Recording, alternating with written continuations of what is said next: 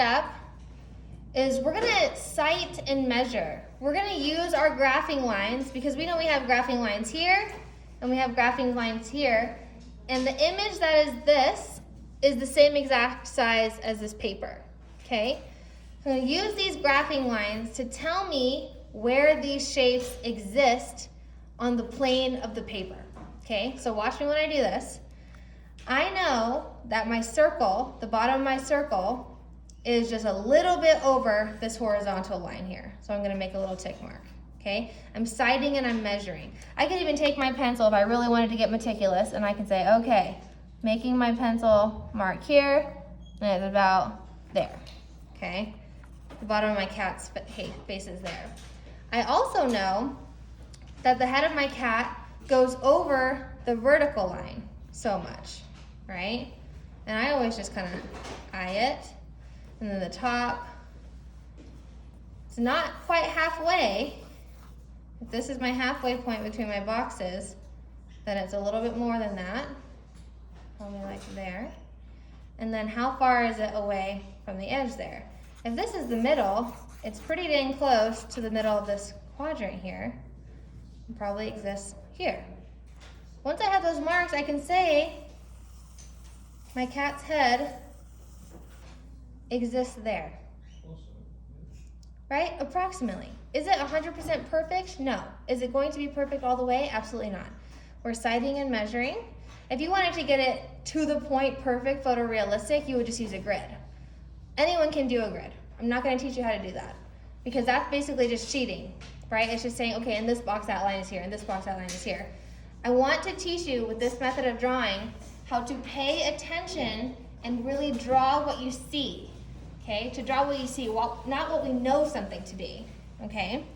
I'm gonna do the same thing. The point of my ear starts on this side, the right side of my vertical line. So I'm gonna make a point for the ear there. And I know that if this is the halfway point between my cat's face, about here, that the bottom of that ear is happening there.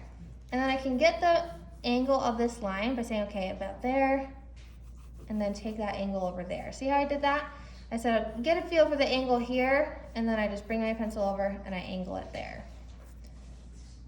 Okay, it's kind of crazy, I know. And it comes about, so if my halfway point is here, the ear comes to about there. And then it comes down. I'm just blocking in those basic shapes that I see by sighting and measuring. And this takes practice, of course. Gonna get the line axis for my cat's face, bottom of the ear, bottom of the ear.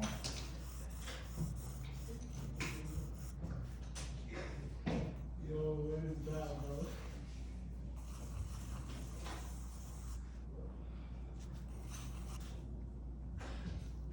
Yo, does this make sense? We're getting there.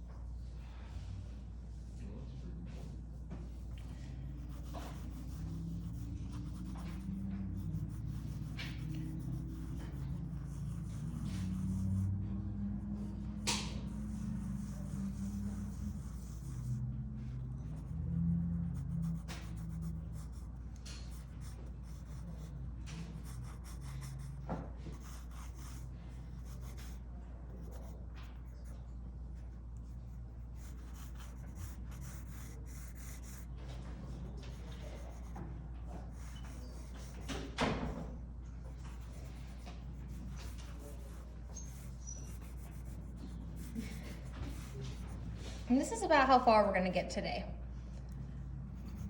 We're just blocking in those shapes. I'm gonna start to get where the eyes are going to go.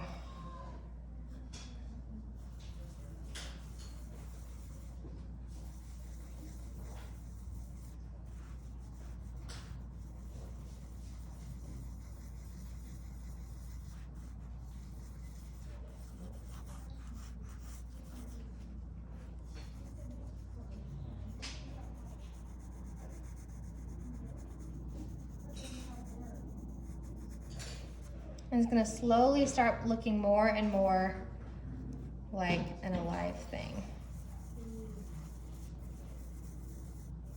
But it's all about finding those basic shapes as you go.